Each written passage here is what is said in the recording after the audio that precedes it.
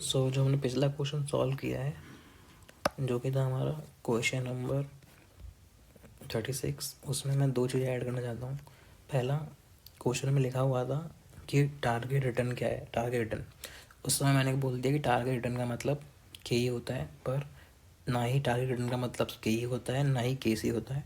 इसका मतलब डिपेंड करता है कि क्वेश्चन में डेट है कि नहीं है। अगर डेट है तो इट्स के सी, और डेट नहीं है तो इट्स के ई। That's all. ये हो गया एक चीज डाउट सॉल्व। दूसरा जो हमारा डाउट है वो था कि जब कुछ भी हमें जो इन्वेस्टमेंट्स गिवन थी उस क्वेश्चन में, हम जो उसके डेप्रिशन के लिए जो हम फिक्स एसेट का इस्तेमाल कर रहे थे, हम 1 साल पहले वाले का इस्तेमाल कर रहे थे, फिर 0 का इस्तेमाल कर रहे थे 1 का डेप्रिशन निकालने के लिए।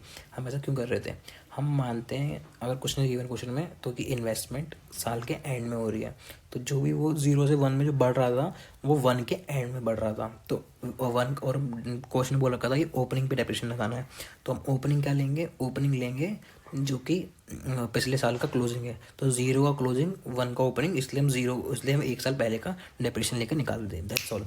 ये हो गया हमारा उस वाले क्वेश्चन का। अब ये अगला क्वेश्चन 79 क्वेश्चन बिल्कुल सेम है, सेम टू सेम है हमारे इस 36 क्वेश्चन के। बस इसमें एक डिफरेंस है। वो डिफरेंस क्या है कि आईसीए ने क्वेश्चन गलत ड्राफ्ट कर दिया गलती से। क्या कर दिया? आईसीए ने यहाँ पर लिख दिया है, जो कि उस क्वेश्चन में भी गलती थी। ऊपर 4 लिख दिया था, नीचे 3 लिखा था, पर यहाँ पर 3 तो लिखा, पर यहाँ पर लिख दिया गलती से इन लोगों ने 2 year and from 3rd year, या पहले 4 साल लिख दिया, उसके बाद लिख दिया फ्रॉम 3rd ईयर 30% हो जाएगा। तो हमें लगेगा कि 4th ईयर के लिए 30% रहेगा और 4th ईयर तक रहेगी, पर इनका मानना था 3rd ईयर, नॉट फ्रॉम। तो मेरा मानना तो है कि हमें 3 साल का ही सॉल्व करना चाहिए। सर ने कहा था इसको 4 साल का करके सॉल्व करें, आई से अपनी मिस्टेक मान लेगा। तो अब डिपेंड करता है कि आपको क्या अच्छा लग रहा है, 3 साल के लिए सॉल्व करना है या 4 साल के लिए सॉल्व करना।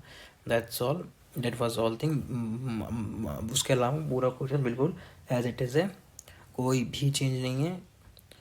और दैट्स ऑल, थैंक यू।